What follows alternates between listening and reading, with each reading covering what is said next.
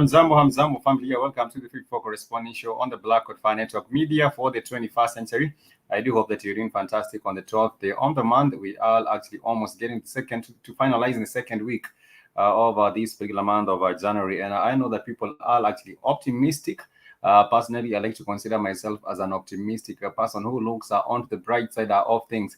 And I hope that this particular year also pans out to be very, very positive in terms of the social economic outlook, the political outlook, and other different spheres of life. My name is Spikes, and in case you're joining us for the very first time, we want to appreciate you so much for being part and parcel of the Black Fire Network. We understand that we have to come together as a people. It doesn't matter whether you're listening from the UK, whether you're listening from Brazil, the Caribbean, the US, America, or even right here on the African continent.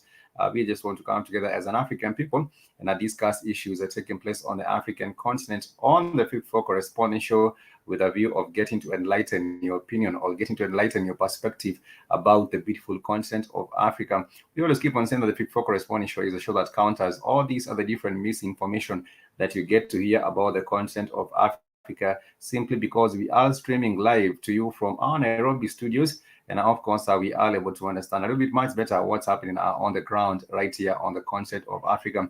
This is East Africa. We also have our correspondents from other parts of the continent, and we do hope to share all those matters right here on the For Corresponding show, and also get to build the continent as one people, and also get to build each other up as a Black people globally. Like I said, you are welcome from Senegal. You are welcome from South Africa. In South Africa, we do have the wonderful brother. His name is Shepo Simono. I haven't seen him for a minute. I was just wondering, where did the brother disappear off to? In the Gambia, we do have the wonderful brother. His name is Bombi Damfa. He was with us, I believe, yesterday or the day before. So I know that in West Africa, things are going all right. I have not heard about negative news coming from around that particular part. Apart from Mali, we were talking about Mali yesterday. We touched on Mali briefly yesterday. And like you said, on the Fit for Correspondence show, it's an open platform even for you to be able to engage with us. You can let us know if you do have any questions, if you have suggestions, if you do have any kinds of comments as well. Make sure you send them through right here on the chat, or you can also get to find us via email, which is black.fireafrica@gmail.com. We shall be getting back a little bit in the music, but when we come back, I shall be taking you around the continent of Africa before we delve into our main topic for today, which is the alienation of the African people from their own history. For me, I do like to say that the African people tend to be a forgetful people. But this is way too much. What we shall be talking about today is way too much. It does not even make any sense how how people have actually gotten to be alienated from their own history. Alison Fairbanks, you're asking, how do you feel about the passing of the Bishop Desmond Tutu? That was it? He was actually buried on the 1st of January this particular year in South Africa. And of course, that is the way of every man. If you get to ask me, that is the way of every man. The only thing that you do have an assurance in life is death. You can actually bet on that 100%. For Desmond Tutu, I know he called out the government, the ANC government, a couple of times. He has called out the ANC government a couple of times. Working with them, in as much as he will go on the media and talk about, you condemn the actions of the ANC party and how the government is running its affairs. I don't think he was really. I do believe he was also part and parcel of it, in as much as he was a voice of dissent against what they were doing. I don't think his voice was really that strong enough to actually avert all these things that you have seen with the ANC, which is the African National Congress, which has to do with rampant corruption. Right now, the report has come out of the capture of the state, and this has to do with the involvement of the previous government in corruption. But I would not even like to call it previous government, because we still have the elements of the same government, Jacob Zuma's government, even right now in government. So I would say that is a little bit of what can I call it? A publicity stunt for the government of South Africa. For the passing on of Desmond Tutu, that is the way of every man. But I don't think he was really that impactful enough to be able to cause real change in terms of even getting to mobilize people for action. I know that was not his role. Of course, he was a bishop. He was an archbishop, but nonetheless, I do believe that he would have maybe perhaps done much more further with what kind of the capacity of influence that he had. Maybe perhaps he would have been able to do much more further than just making these tours. And if someone is actually given this Nobel Peace Prize and they come and they actually make them big on media, I always do have a question about their legitimacy. If the media gives you this legitimacy, for example, with Mandela and also with Desmond Tutu, and they make you big and they paint your image as a hero, even for Mahatma Gandhi of India, I always do have a question in terms of the motive of actually elevating these particular individuals, because I do believe they are not really self-made. There is also the element of the media playing part. When I talk about the media, we know that who owns this media. This media is actually owned by the same Ashkenazis. They get to run all these big media houses, and they have a say on what is actually aired and which personalities will get to be uplifted amongst the Black community worldwide. And of course, they do it with an agenda. And that is my thinking. He was also one of these individuals that was elevated amongst the African people and shown as a lens, as an icon, getting the Nobel Peace Prize. The same thing with Obama, or the same with Abiy Ahmed. Abiy Ahmed, the Prime Minister of Ethiopia, also got a Nobel Peace Prize. And you can see what is happening with his own country right now. And also going back to Barack Obama, it did not really do anything for Black people in the States, not even in Africa as well. So if these figures are actually elevated and are shown as heroes or shown as lenses, you also have to go back and dig deeper into them and just do what we call a reverse engineering, find out what they were all about and the kind of associations they did have and the kind of impact, both positive and negative, they did have on the society. That is my thinking for Alison Fairbanks. Thank you so much for joining us on the broadcast from Facebook. I hope that you all doing fantastic. I had said that we will share big for you. Make sure you interact with us even on our social media platforms. We are on Twitter. We are also on Facebook, Black Fire Network Radio Station. We are also on Instagram under the name Black Fire Network. And of course, on our official website, which is www.blackfirenetwork.com. And I want to say once again, I am enjoying your company. I'm really enjoying your company. And your time on the broadcast is really not wasted. Not even an inch of it, not even a second of it is wasted. You are actually on the rightful channel. And I thank you so much for your engagement. Play a little bit of the music. And when we come back, I shall be taking you to one African country, which is really not known. Not many people know about Togo. We shall be talking about this particular country. Some people do like to say that Togo should actually be absorbed into these other bigger countries, for example, Ghana, and become part of Ghana instead of running as an independent country. But for me, what I do see, for example, in the West African part of the continent, we do have what we call the ECOWAS.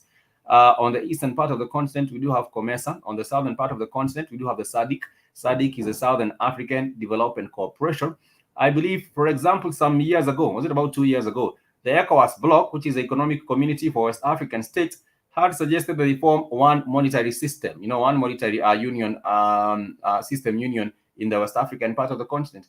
If this was to happen, then maybe perhaps a country like Togo would be able to come out of all these challenges that it has gotten involved in, and even be able to trade better with other West African countries, not just West African countries, but even other African countries. But we shall be talking a little bit about Togo before getting into the matter of the day, which is the alienation of African people from our own history. And I was just saying, at some point, you would also agree with me that the African people seem to become a forgetful people. Why do I say this? Just taking an example of the situation in Kenya, not even going back a long time ago, just going back briefly. Some years back, we have had different sagas. We have had different corruption sagas that are involving that involve key political figures in government. And what happens in Kenya is that one corruption scandal actually pops up, and they say that we have had these. For example, we did have the golden gate, golden. I think it was Golden Gate saga.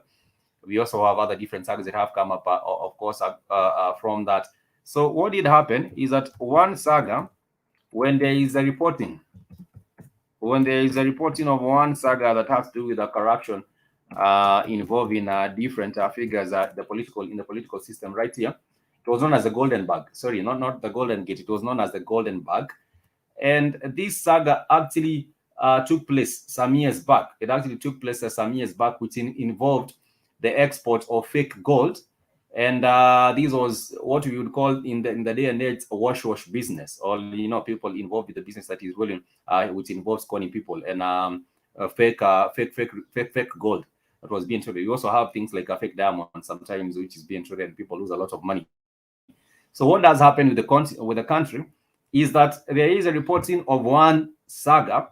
For example, this year, a saga might come out where maybe millions of money has been misappropriated from one government department, or billions of money being misappropriated from one government department, and this money has gone into private people's accounts or their pockets. So what now happens after that? Like maybe that report has been made, people talk about it for like 2 months or like 3 months, and then another scandal pops up after 3 months. Well, then we have 4 billion being lost, for example, with the NYS, which is the National Youth Service right here in Kenya. We say like 7 billion has been lost in the National Youth Service. And these individuals are said to have been involved with the disappearance of this cash or this money. So now we move from the Golden Gate saga and get into another saga and talk about it for another 5 months before another scandal pops up. So by the time we're getting done with the year, the original saga has been forgotten. And therefore, I would also like to concur with other different people that have also said that the African people seem to be very, very much forgetful. But nonetheless, we shall be talking about the African people and the alienation from our own history. What happens to be the case is that African history is presented to us as only being the history of the African people after colonization, or after the European go to the African continent. And I'm talking about the years of 1490. From 1490, that is when you will hear about African history being recorded. For example, for me, when I was in school and I was studying in the lower levels, I was actually just told that we did have Vasco da Gama that got to the port of what was a Portuguese, quote-unquote, Portuguese explorer. Of course, they did not have the intention of just exploring. They did have the intention of dominating and destroying. But what we are told from our African history classes is that there was the arrival of Vasco da Gama in 1498. And after that, he was trying to move up. He could not really get to India. And the story begins really there. No one really takes you way back. If anyone takes you way back, they will actually corrupt your mind with a history that is actually a fake history of the Bible. And even with the fake history of the Bible, Africa does not pop up anywhere. You'll be told about Ethiopia, about Egypt. Those are the two places that you will hear about African history. And of course, the Bible is not a historical book. It's not. You cannot say that these are historical events, or these are matters recorded in a chronological order of what happened with our history, or the history of the Black people. No, that is a complete lie. But anyhow, we shall be taking a short music break. When we come back, we shall be talking about Togo, and then we shall go straight into matters of what is happening with the alienation of our people from our own history, and what are the consequences of our people being alienated from their own history. What are the consequences, and what has actually led to this particular situation where we are right now as an African people, where no one really knows nothing about history. And even the people who do know, they are not really keen to share with the rest of the African history. But we shall be taking a short music break, and then we shall be right back.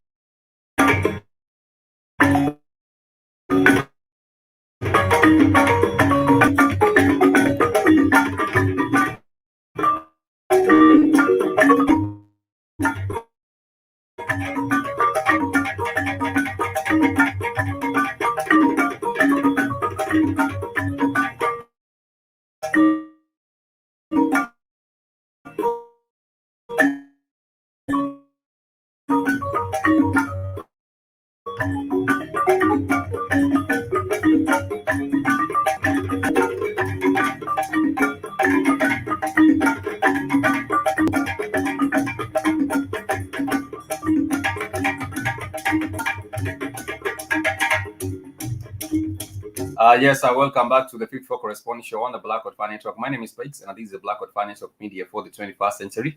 You can always get to engage with us even on our email. You can write to us, blackwoodfireafrica@gmail.com. And for those who would like to also support the Blackwood Fire Network stream, you are able to do so using Cash App, Mr. Blackwood Fire, or you can also use the official website. It's www.blackwoodfirenetwork.com/donate. You can use that platform as well. And for those that have been supporting the Blackwood Fire Network, we truly value and appreciate your support.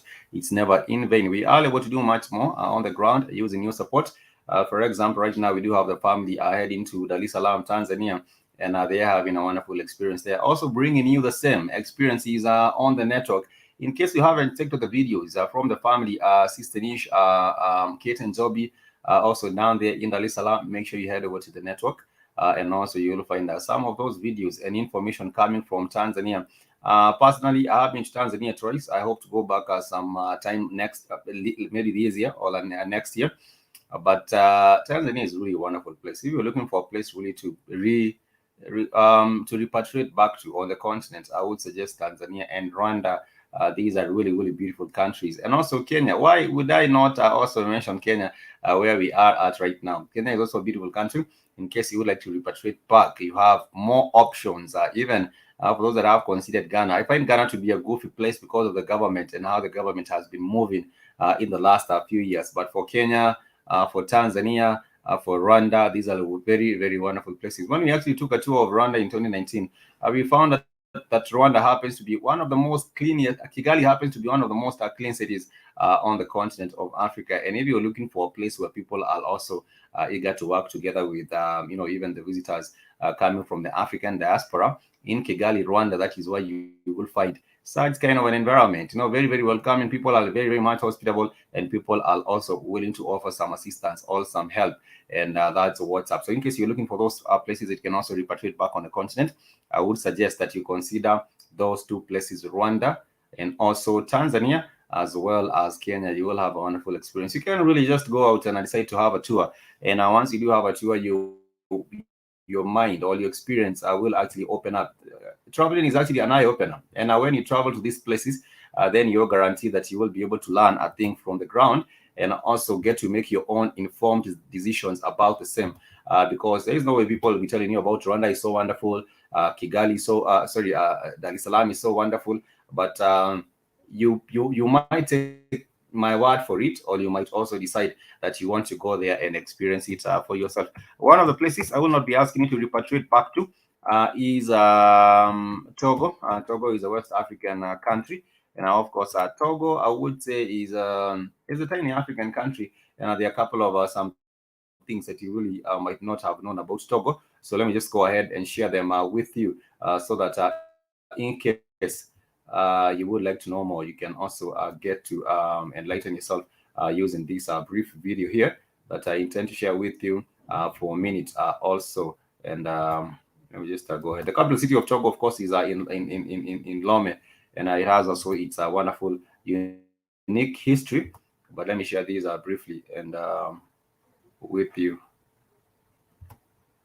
I am sharing this particular place simply because it's a West African country, and there are a whole lot of similarities between West African states because, of course, before colonization and of course before 1844, there wasn't these African countries being divided into small groups. There were just one. They were just kingdoms.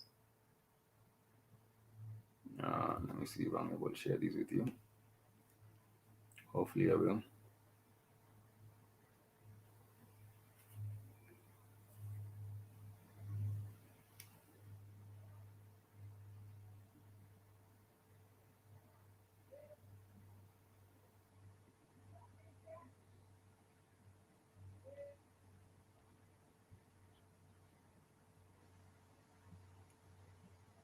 That is not what I was actually looking for, so sorry about that. This is a video. Let me see if I get the video. Yeah, this is the video I was looking for by Hawa.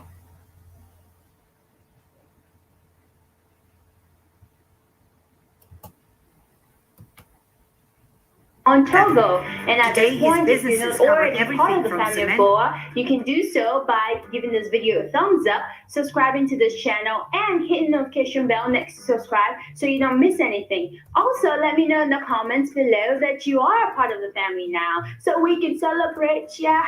Alright, so let's get into this video. Here are 10 facts about Togo. Fact number 1, punctuality. To be early for an event or a meeting in Togo, it's almost like a fairy tale, just like the rest of Africa. An event or meeting could be set for 10 a.m., but people will show up around 11 a.m., 12 p.m., sometimes 1 p.m. I mean, they will show up though, but just on your time. Fact number 2, Togo is a religiously rich country with more than half its population being Christian, and quite a number of them are Protestant, and a few of them are independent or other Christian communities. Fact number 3, calling someone fat is a compliment. Being direct is being polite. Telling someone, hey yo, you look fat, or hey, you got fat, is a compliment.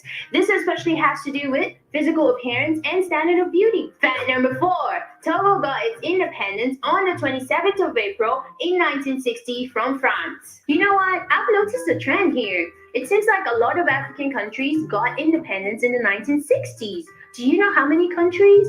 Oh, let me know in the comments. I do, I know. But let me see if you know. Don't Google it. Just tell me, how many countries do you think got independence in the 1960s in the African continent? Fact number 5. Now, this fact is mainly applicable to rural areas, but it is very important that a woman's legs be covered than it is for her breast to be covered. The legs must be covered. The breast can go open. Like this one, it's confusing me, like correlation, I don't understand. Fact number 6, smelling food is considered extremely rude. Even I find it rude if you smell my food, depending on your intention. Like, okay guys, I'm just kidding, but really, just eat the food. Why are you smelling it? It smells funny. You can smell it while you eat. You don't have to smell it. Just don't smell the food. Why do you have to smell the food? You don't have to smell the food. Just eat it, you smell it, right? Case closed. That was easy. Fact number 7, eye contact is very important not to have. Like the opposite of what I did. So I just messed your brain up. Okay, let's do this again. Fact number 7, it is very important not to have eye contact, especially with someone of higher authority or status in the society. Like you can literally look at the stars, the moon, the sky, even the sun. Just don't look in their face, because it's disrespectful. However, you can look in the face of someone of equal or lower authority or status in the society. Just don't be disrespectful. Look at beauty, just not the face. Fact number 8, the Togolese society is basically divided into 2 categories: the non-traditional and the traditional society. For the non-traditional, we have the business professionals, the educated individuals, and the government.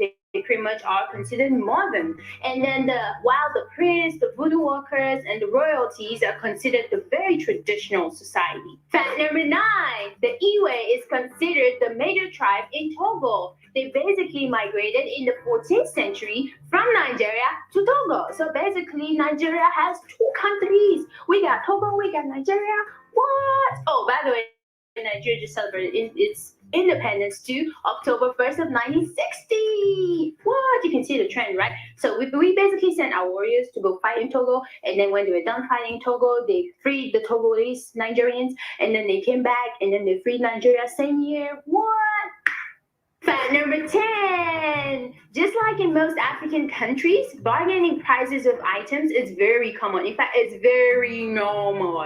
You hear this, my American friends. It's very normal to bargain everything. But anyways, business professionals. Of course, bargaining happens to be the same across the continent of Africa. If someone happens to tell you that these are particular piece of or these are particular cardigan goes for like $3, you can always bargain. Most of the places you can always bargain and have it at two and a half, or even $2. That is the same, you know, because of, I would say, because of poverty on the continent of Africa. And all the time you'll go to these markets, you'll find in most places having second-hand clothes, as well as you know, these are just directly manufactured clothes. Also find those second-hand clothes. But I find it funny how she presents facts about Togo. These are, for me, are not really facts. You know, when you talk about facts, you also need to understand where Togo is, what actually happens, what actually happens in Togo, and things like that. And let me share a little bit of these before we continue. Hello, welcome to BioGrade TV. If you're new here, please subscribe and turn on the note to the east. And population stands at about 7.9 million. The country is multilingual, with about 39 distinct languages spoken nationwide. The Aoe and Kabylie, which are the 2 most widely indigenous languages spoken, are both national languages in the country, but French is the official language. Besides the Aoe and the Kabylie, there are Kotokoli, Mina, Mosi, the Moba, and other ethnic groups. Like most other countries in the region, Christianity, Islam, and African traditional religion are the 3 main religions in Togo.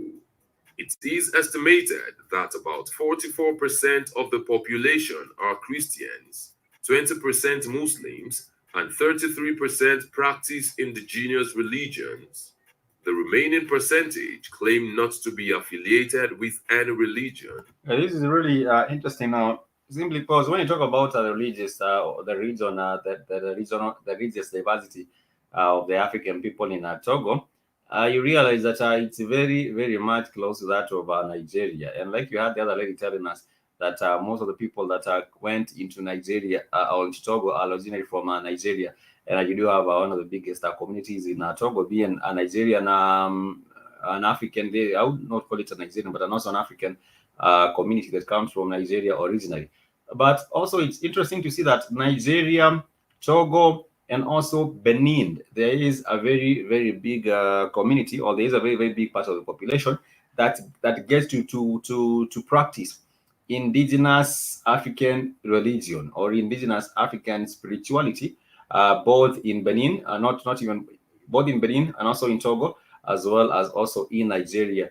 And for this, I do have hope that people will still be able to retain that knowledge of the indigenous African spirituality, because I do believe that is the thing that will actually set people's minds free from this religious psychosis that you have been put in by the European. You know, after the European came in, like I was talking about around the 14th and 15th century, you do find the introduction of a religion on the continent of Africa, and people being their minds being captured, because actually religion simply means to bind. But I would say that the people of West Africa, they have held on to their traditional practices, and they also have that particular knowledge. And right now, what has been happening also in relation to our topic for today, there has also been the alienation of our African history, even in terms of our spiritual or our traditional religious practices. And at this stage, they have actually been demonized. If anyone is seen to be practicing their traditional religious practices or traditional spiritual practices, they are actually demonized. They are known as, they are said to be practicing voodoo. They are also said to be practicing worshiping deities. And there is a whole clash between the European religion and also African traditional spirituality, which has also been partly to blame because of the alienation from our African history. I would say religion has also played a part, but this is a little bit off topic. We shall be discussing about the matter of the alienation of our African people from our African history right after this short video here from Togo. Let me know what you think about Togo. Not much is known about the history of Togo before the late 15th century, when Portuguese explorers set foot on the region. You hear again, the only history that is actually known is that the history that comes after the Europeans arrived. Yeah, like I was saying a little bit earlier on, if you go back into history and talk about what was happening in Togo, of course, these were empires. And we did not have nations like a Togo, all Ghana, all Nigeria, all Niger, all Benin, all Mali. We do not have nations like that, but let me share a bit more of the same. However, there are proofs of Aoe settlement for several centuries before their arrival. The Aoe are believed to have moved into Togo from Benin Republic, the Mina, and the Guin from Ghana. These three ethnic groups established settlements along the coast. They were two small kingdoms north of the region, but they, along with other small villages, were under the shadow of the much greater Ashanti and Dahomey empires. The coastal regions of Togo were busy slave trade centers until the 19th century, which earned Togo and the surrounding territory the name the Slave Coast. In 1884, talking about these slave trade, what happens with African history? Once again, what happens with African history is African history in most times it's mostly equated with the slave history. But African history goes for millions of years. You cannot say that African history started in 1493 or in 1498 when the Portuguese got to West Africa, or when the Portuguese got to East Africa, and from there people are living organized like this. But I do believe one thing for a fact is that when it comes to the recording of African history or the preservation of African history, we as a people actually fell simply because there was not enough of people recording. I would think people are not really much keen on recording. But what has also happened is that when you talk about African history, the way it's taught in schools, it's actually also divided or disintegrated from the Black Kemet, or from the Kemet history. And when I'm talking about the Kemet history, I'm talking about ancient Egypt. When people talk about African history is actually sort of divided, or it's actually sort of secluded from what was also happening in Kemet. People talk about African history when they refer to, for example, West Africa, or when they refer to South Africa. But when they're talking about African history and also the way African history is taught in schools, it does not mostly entail what was happening with the Nile Valley civilization, or also what was happening with the Kemetic, the Kemet, ancient Kemet.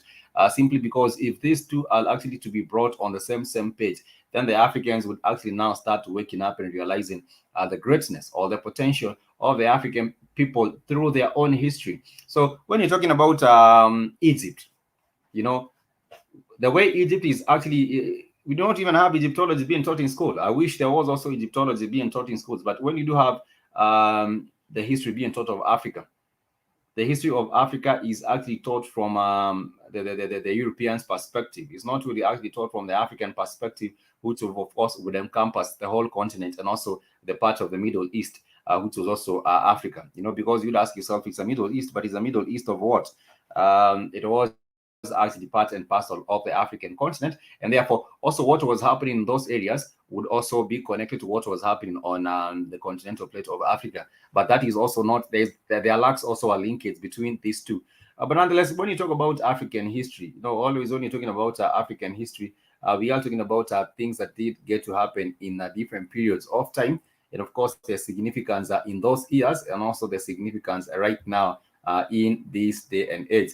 And of course, I would say one of the things that has actually led to the alienation of the alienation of African people from their own history is this quest that was actually very, very active, the quest for the conquest of Africa. The quest for the conquest of Africa. We did have the European actually making sure that in their interpretation of African history, they actually interpreted from their own eyes, and also from the point that actually benefits them the most.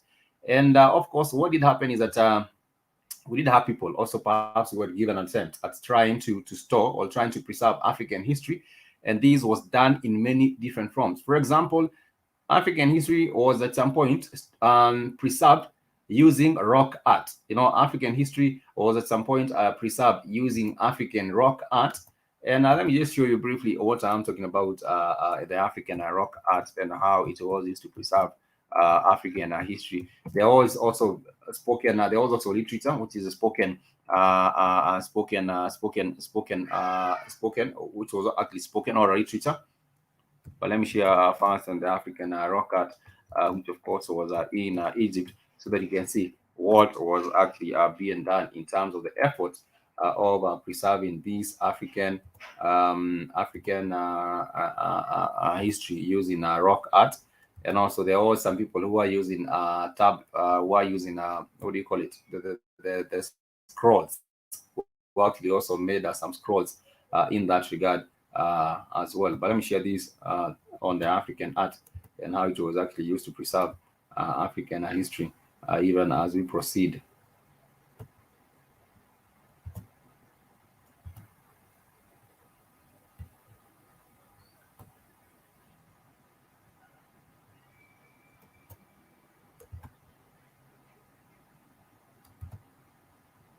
Let me share these with us. And thank you so much for joining us on the broadcast. We always get to appreciate your time and your support for being with us. This is actually the rightful channel for you. Let me share these briefly.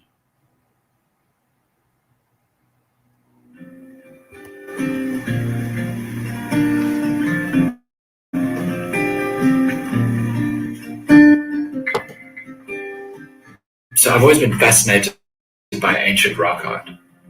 Now, if I think about one of the most amazing pieces of rock art I've ever seen, it was in a tiny cave high up in the mountains, the Cederberg Mountains near Cape Town, where I live. And it depicted this incredible creature, this half antelope, half bird, sort of flying through the air, and it was surrounded by other antelope and buffalo and human. The painting was about 2,500 years old. It was positioned in a way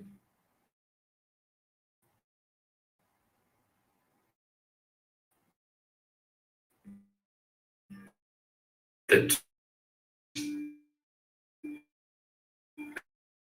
there was only one place that the person could have sat and painted this painting. And I mean, just think about that.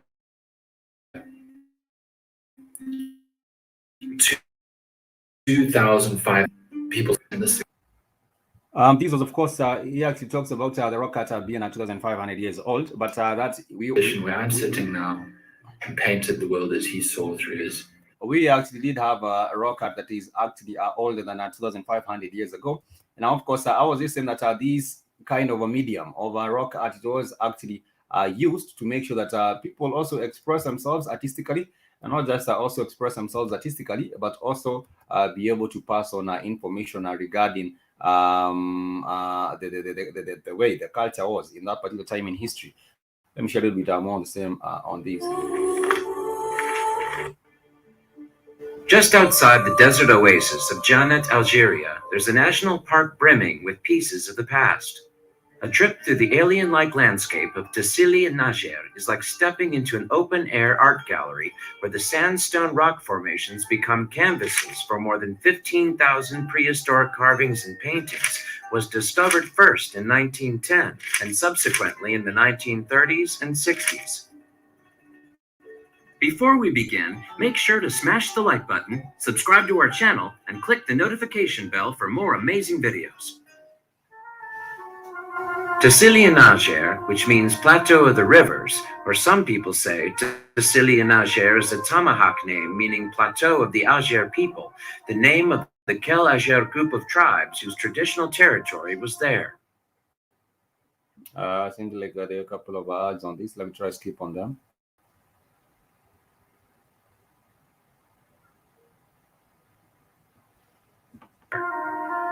The magnificent Tassili-Niger mountain range can be easily reached from the beautiful town of Janet. Due to its location in the breathtaking desert regions of the country, the mountain range is mostly comprised of sandstone, allowing the Saharan winds to carve spectacular landforms and rock arches.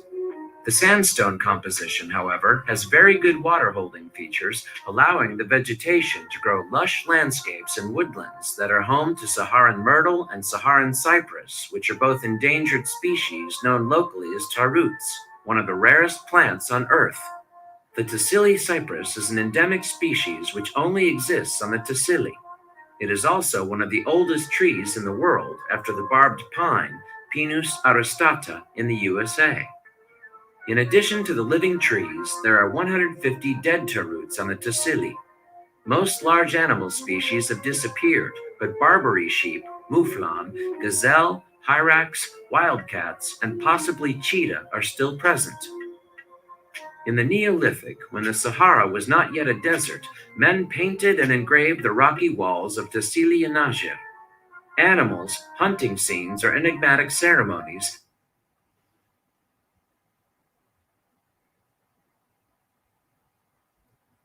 So I was just saying, going back into the preservation of African history, it was also preserved in different ways. One of them including these paintings that were actually done on the rocks in different places. That was a bit of a video from Algeria. But apart from Algeria, we also do have in ancient Kemet, which is the present day. These masterpieces did not reveal all their secrets.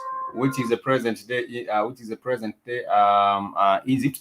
Let me just copy the link of this particular one in case you'd like to check it out. You can simply do so by checking out the link below, and I will also share it on the network website so that you can also get to check it out a little bit earlier about these preservation of African history in the form of rock art.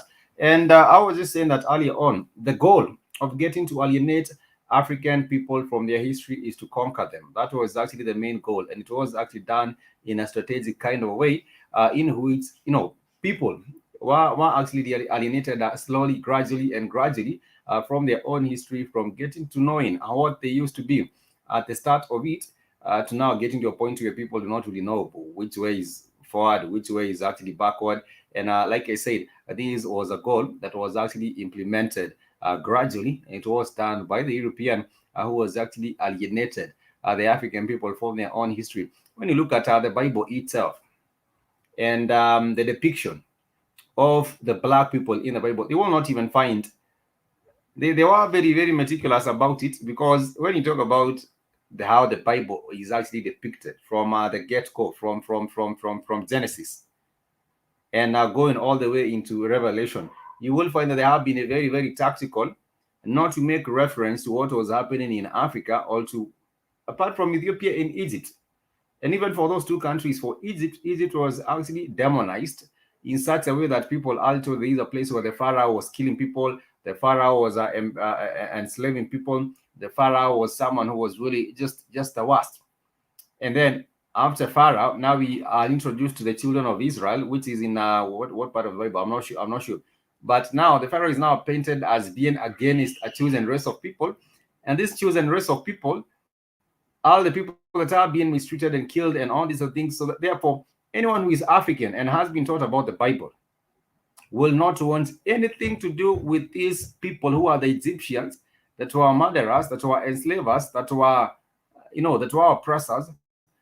And that actually is a point where we did have the rest of the African continent being really alienated or being alienated from our own African history, especially regarding North of Africa or Egypt or Asian Kemet, simply because of the way religion was very, very much successful in getting to break or getting to alienate our people from our own African history. This day, even in the present day, if you were to move from Kenya, because Kenya borders Sudan, if you were to move from Kenya, get into Sudan, from Sudan, go up all the way into Egypt, you will look at how Egypt is today.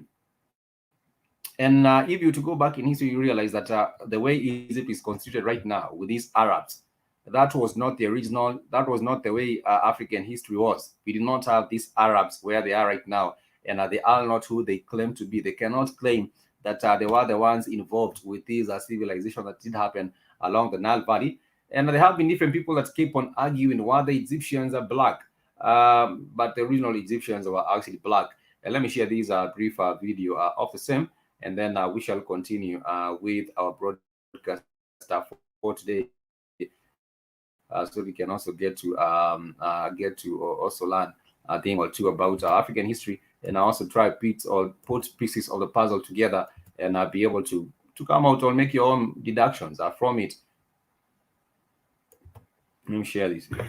There's just no way that we can sit here and actually believe that somehow magically the first original indigenous people of Egypt were not black. Of course they were black. What else could they have been? Most of the people who are living in Cairo and Alexandria and much of Lower Egypt, which is northern Egypt, yeah, they're not what we would typically consider black or black African. However, in Upper Egypt, Southern Egypt, everyone is black. Everyone is African. The culture there is black African culture. And before you jump on me again, I just want to say that I lived in Egypt for 2.5 years, and I made a lot of Egyptian friends, and a lot of them are black. Yes, a lot of them are black. Let me show you.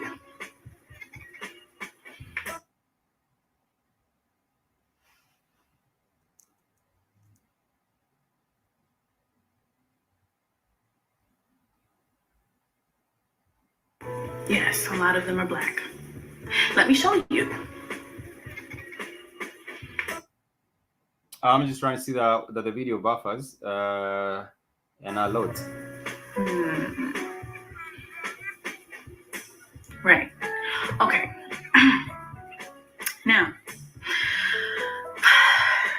I mean, I don't understand how people can sit here and say that Egyptians are not black, right? So the people that you just saw, the little black children playing with the camel, and my friend, they are Nubian. And a lot of people will sit here and say like, oh, Nubians aren't really Egyptian. Well, actually, sir and ma'am, Nubians are the only people in Egypt today who still speak a pharaonic language, meaning they still speak a language that was spoken by the pharaohs themselves. No other group of people in Egypt still has preserved an ancient aspect of their culture like the language. Everybody else in Egypt speaks Arabic. Arabs do not come from Egypt originally. And that's one thing I wanted to get back to. So if you didn't know, the Nile starts in Uganda, which is a country in Central Eastern Africa. And everybody in Uganda is black, right? There are many Nile basin countries. Uganda is one, Ethiopia is another. Then there's Tanzania. Then there's Sudan, which is South Sudan. Sudan and South Sudan. And Sudan and South Sudan are known for having some of the darkest people, the darkest, blackest Africans in the whole continent. All right. Another point I wanted to make is, well, connecting to this point about the Nile starting in Uganda, the first people to come from Egypt came from the Nile. And since the Nile starts in Uganda, not some mystical place in Asia, it's logical to connect the dots and say, oh, well, the first people had to come from this place in Africa where plenty of black people originate from. Like, why is this so hard for so many people to like come to grips with? Like, I mean, Egypt, at the end of the day, Egypt is in Africa. Egypt is an African country. And yes, there are many people in Egypt that are not of African descent.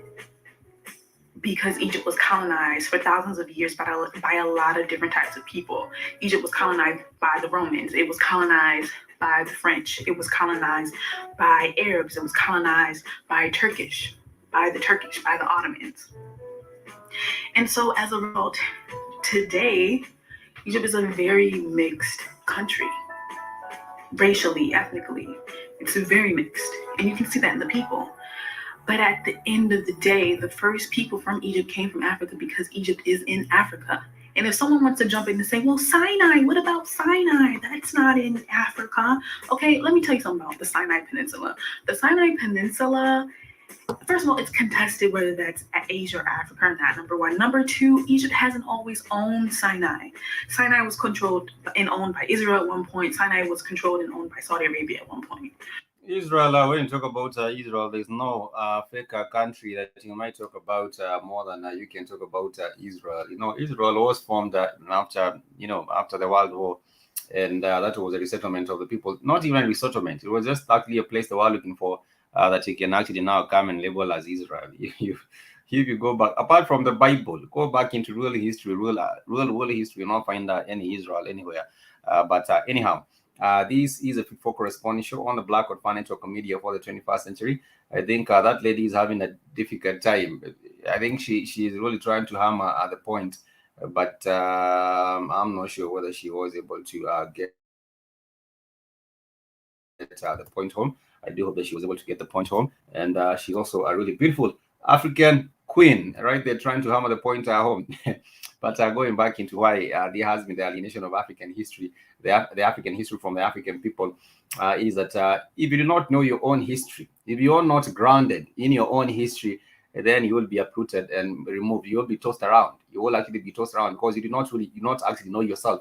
And if you have no knowledge about yourself, anyone else will come up and impose their own culture on you.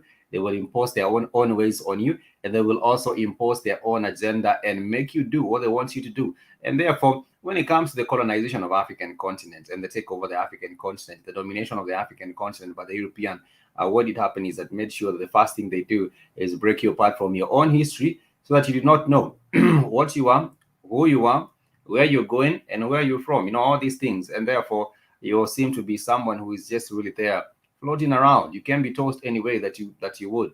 But I would also like to point a finger of a blame on the African, for example, on the African incumbent, because they had made an attempt of getting to preserve African history in terms of the rock art, the rock paintings, in terms of the scrolls that were actually made, in terms of the oral literature that was passed on from one generation into another, and also in terms of the architecture. Even till today, we can learn about African history from things like the Great Wall of Zimbabwe. We can learn about African history from things like the pyramids in Egypt. We can also learn about African history from many other different facets. But one of the things that I would like to say is that all these facets, there has been that particular alienation of these history from people, simply because that is the easiest way that you can conquer people once they do not know their own history. But now, if you want to come back to getting our freedom, being independent thinkers and also independent actors, then one of the easiest ways, not really easy because nothing is easy, but one of the ways we can rise up as an African people is going back, learning our real African history, embracing it and building up on it. That is the only way we can be able to move from the situation we are at right now. And as much as you will say, most of these African history has been tainted as dark, has been tainted as negative, people doing all sorts of bad things and people living in all sorts of backward ways. That is not real African history. Real African history, you hear about the looting of the Benin bronzes from Africa. And these are people living in royalty. These are people living well, not living in poverty and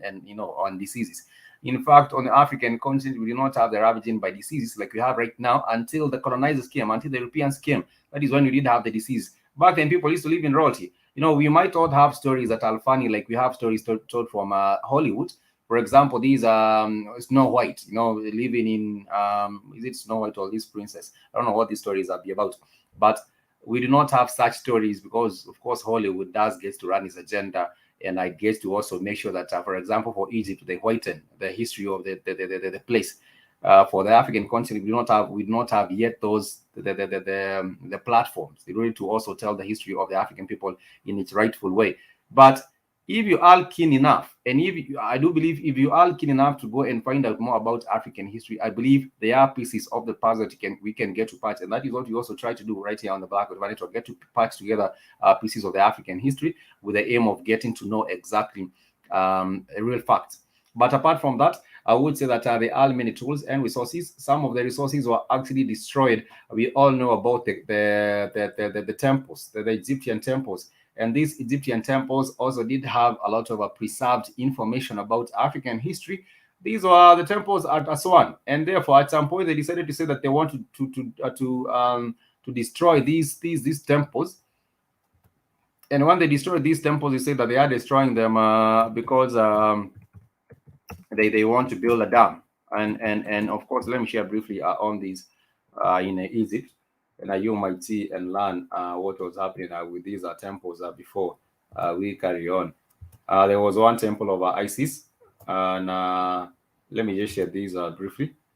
There are many other temples that were built, and there is also the Ambu Simbel temple in Egypt. And all these Egypts are actually all these temples also do have a lot of information about the African history that has been destroyed after the drowning of these particular storms. The drowning of these particular temples. Let me share this: the Temple of Isis, or the Philae Temple.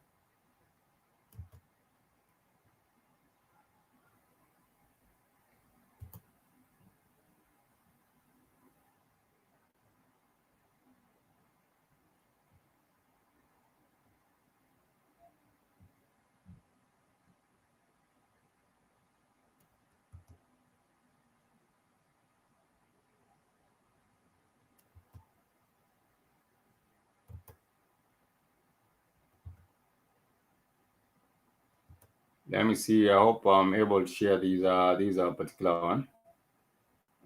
Get the information.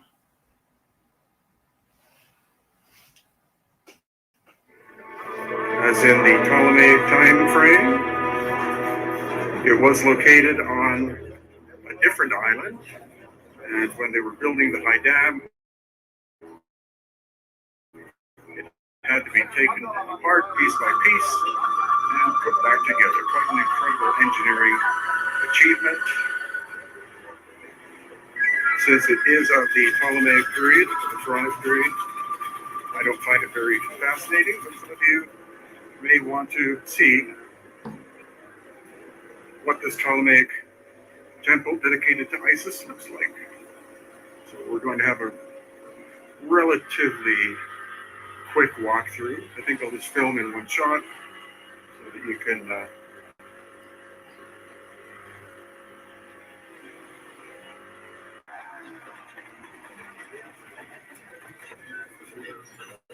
that is not the video I intended to share, it's the other one. I don't know why this one is playing on my end.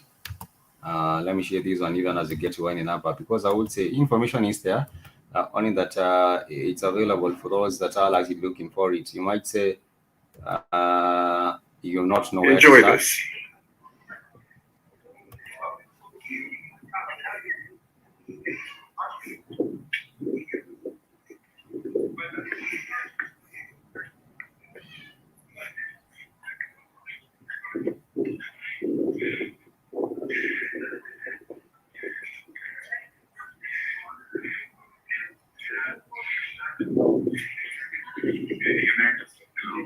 Some bad smells.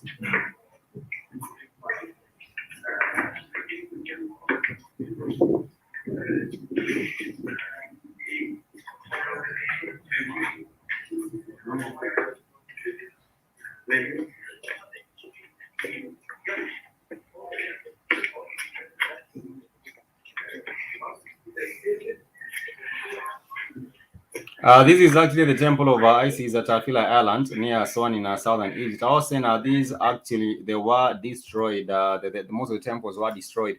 And these were temples that did have a lot of information regarding the African people that lived many thousands of years ago. And of course, this was done with the intention of hiding this information. Yeah, but all this information wants to be retrieved. Of course, if you bury something below the water, you destroy most of what will be done there. And there has been a whole lot of whitewashing of African history. But I was just saying this has been done to also alien the people from their greatness, and also to be able, because for you to be able to go somewhere, you have to know also where you're coming from. And I really want to go back to a place of a global prominence as a Black people, because you have been in power. We have not been in power for a long, long time. It means that we would have to go back and trace our own steps, trace our own roots. And when we are able to do that, we will be able to now forge our way forward from there. And I was just saying, if you want to get back power, you have to go back and learn your own history. Get to learn and enlighten yourself about your people, and also your ways, your cultures, why some aspects, why you did get to perform different maybe rituals, or why you did get to do some different things in a different way, and what has changed over time, and how you can also be able to learn from these things and build up from them. This has been a Food for Correspondence show on the Black Code Fire Network Media for the 21st century. Just having a brief conversation. I believe this should be a longer conversation where we look at different aspects of what has been the effect of these alienation from our own history. One of the effects I do know is defeat. We have been defeated as a people, and we have been thrown out of power simply because we do not know where we are, who we are, and how who we were back in our history. But we do hope to continue having this conversation and also having more input even from different individuals, because it should be a discussion that we should also bring on board many different characters to also tell us their viewpoints regarding these particular matters. You are also invited to also join us on such conversations by sharing your information, by sharing your views on the chat here. But for now, we are winding up, and we hope that you catch this on the subsequent episode of the Food for Correspondence show, and also later on today that you can also join us on the Africa Today show with the Black Code Fire Network Media for the 21st century. Till next time, much peace and love. For now, I do say kwaheri.